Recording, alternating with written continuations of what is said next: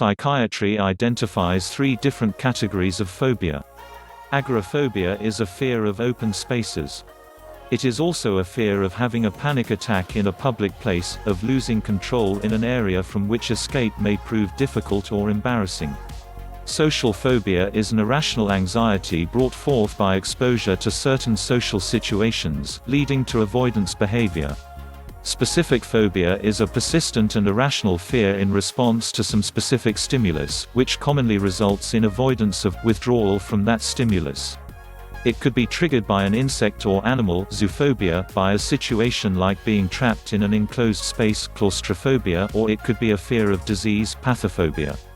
The fear of flying is believed to be widespread, possibly affecting as many as 1 in 5 people to some extent. Many sufferers have never flown before. Others used to fly confidently until they unwittingly developed fear. It can even happen to professionally trained pilots. Fear of flying is a learned response. The only fear a baby is born with is a fear of loud noises. At some point you develop the fear, perhaps after seeing footage of an air disaster on the television. Maybe you experienced turbulence during a flight, or your plane was in a holding position, circling an airport for an interminably long time, waiting for permission to land, and you began to wonder how much fuel was left. There are many who do fly in spite of their fears. They imagine feeling scared ahead of time. They may have sleepless nights thinking about an impending flight, sometimes months away.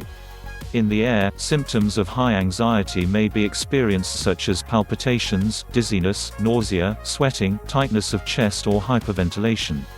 Fear of the fear is common, being scared because you are imagining being scared. In the hopes of controlling their fears, some will use alcohol or sedatives. It is much healthier to eat well before a flight, have some good reading material or other distractions like music, and avoid alcohol, caffeine and sugar. Breathing exercises might also be useful.